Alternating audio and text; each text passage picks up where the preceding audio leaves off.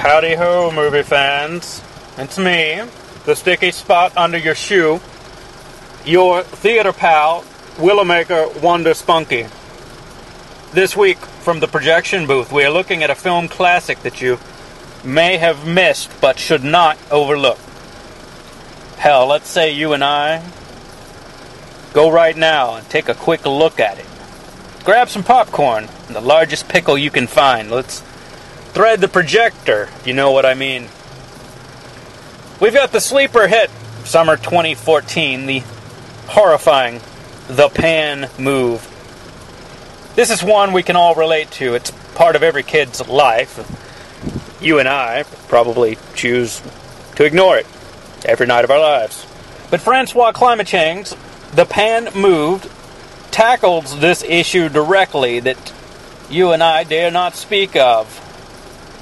Why do pans move at night? What does their locomotion mean for us as human beings?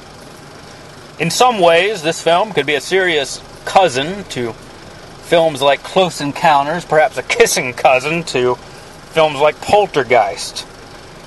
But the real wing-dinger that will have you cutting holes in the bottom of your popcorn bucket is the graphic realism of seeing a child's face boiled off its skull by the force which indeed moves pans at night. This film pulls no punches. It connects right to the center of your brain. With rocket-powered assault of psychokinetic pan-dimensional forces, we feel, we know that this is happening to us now. We open the film in a coastal city, a small town on the water in Alabama with a dock and a beautiful tree in the river. This picturesque scene, everyday normalcy, quickly falls to pieces as we spend time with the lonely mother who's frustrated and alone, tossing in her sheets at night, sitting in her car. The desperate father frantically building a doghouse for the beloved family pet, Pamp, that is no longer alive. Cut back to the mother. She's trying to score some corn off a janitor at the local gun club. Then we meet Charlie. Yes, Charlie's a special kid, all right. Sure, he's got odd habit, gluing Legos together, steadfast refusal to use the studs, and instead he glues the damn things together like they were popsicle sticks. There seems to be, at all times, a rather green light hovering about his person. You notice it at breakfast when he jokes about the waffles. This is early on in the film. You see much more of it at the school gymnasium, where we encounter him stabbing an older boy with a pencil. This, in fact, is the point of the film. When you start to realize pans might represent your own demons, more so than any of diegetic agent within the film, is immediately something I felt. I was eating goobers in my chair, drinking a soda. I was about out of the soda. I was down to the ice, making slurping sounds to the disdain of my fat neighbor, who himself had some type of breathing condition that I can only describe as a flap of mucus hovering in the back of his throat with every inhale and exhale. It helped to drive home the horror, Francouis Climachangs. In fact, I could feel the iron weight. Immediately, I could feel the iron weight of Francouis Climachangs' cinematic gaze hitting me in my own personal mise-en-scene. I could feel it clinging to the core of my brainstem. Any doubt that I was hallucinating was vanishing, and right before the light of the film, it began strumming my innermost core. This film, it watches you more than you watch it. There's no film, in fact, I can think of that watched me in the way this film watched me. I felt like a tiny toy that had just been discovered and forgotten all at the same time. Run clock, if you're keeping count. At this point, had clicked past the 45-minute mark. We had still seen no sign of Pans, nor heard their presence. But I think we could all feel them. By minute 50, you and I, together, future past, were hovering knee-deep in a kitchen, gone mad. Bakeware litters the room. Whatever it is that's moving them, we cannot see, we cannot feel it, but we're witnessing it all the same. We join the mother, sitting in her car. Then the father beside the stupid doghouse for a dog that's not there. Then we're in the head of that murderous child, stabbing his pencil. It's all being held together by the calliope-like tentacles of the forces unseen. It gets into your head, that primitive hard drive of the old skull bowl, rolling around like a domino inside of an empty tin can. It makes you question sanity itself. Not your own, but the very idea and failed notion of the thing itself, the primo domino, a priori pretzel.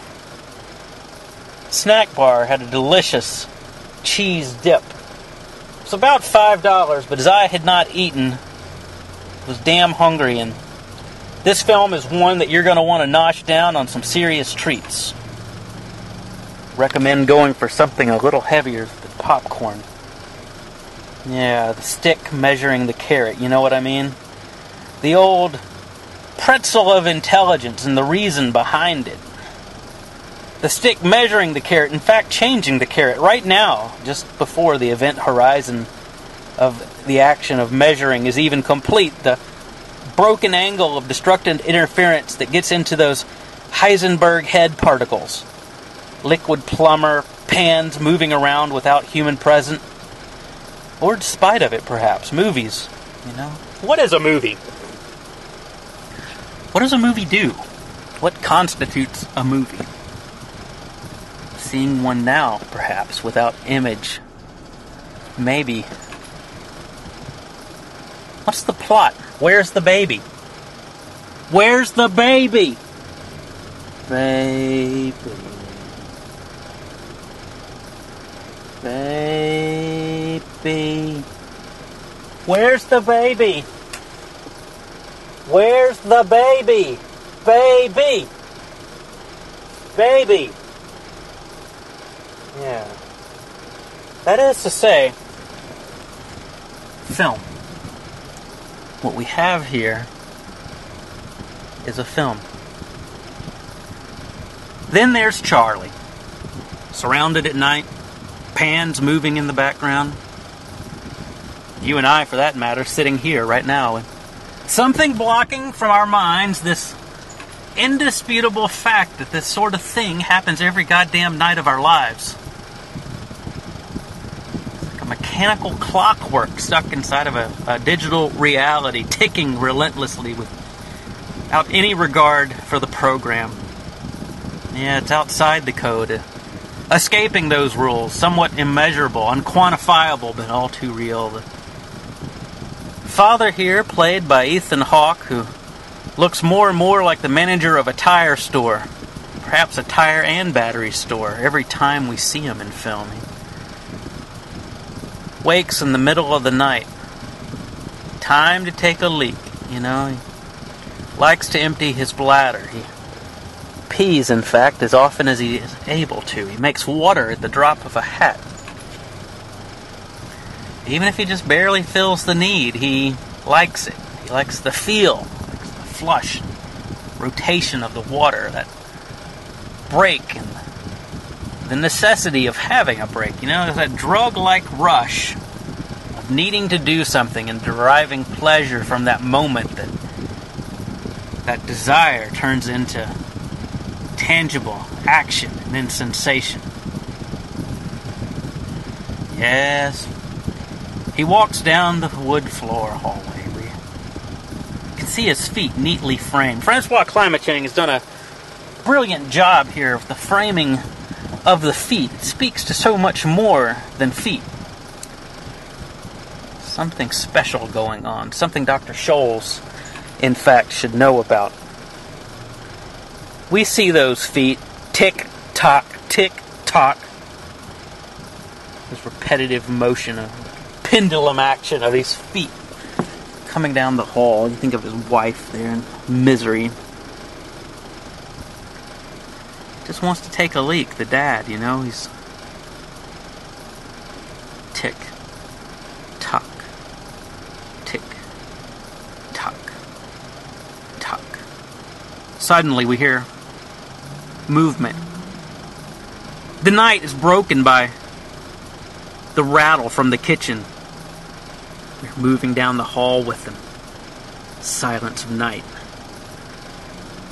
His meditative state shattered into a million tiny pieces.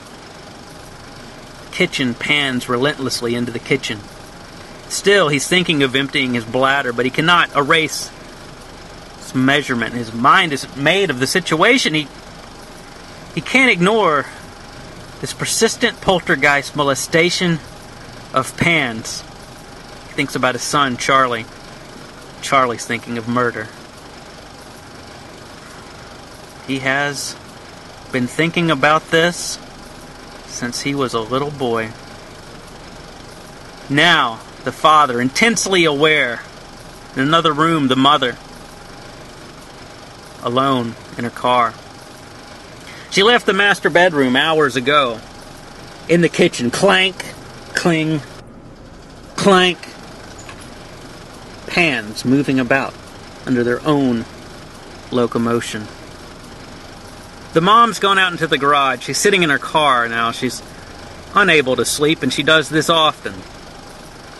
The car being isolation and shelter from all of the others. It's isolation from noise. It's a paradise from the weight of parenthood. Hell, it's even a paradise isolation chamber from electrical current. Rubber tires meeting the floor of the garage, painted with epoxy resin. She thinks of the tree in the river. She's very concerned that the clay factory will close, and she worries that her 401k will be negatively impacted. It's a rare jewel of a movie that can be enjoyed by the entire family, even your weird uncle. The image was absolutely brilliantly saturated with color, and the grain travel was minimal. I could observe zero negative artifacting or any macro blocking to speak of. It's of note that Francouis Climachangs shot the movie on the new Blue Opal 9000 sensor. As I exited the theater, I could still feel the powerful impact of this film.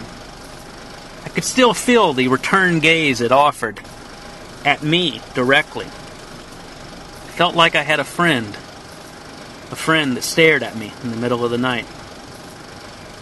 I thought it best not to speak about the outside world in this brave review. I have kept events directly related to the film in their proper proportion to the reality that surrounds it on the outside. I, in fact, vow to you to never mention it again. To sum it up, go see the film. It's in theaters now. The Pan Moved, Francouis Climachangs' masterpiece. This is Willow Baker Wonder Spunky. I'll see you alone in the balcony. We'll get the projector started.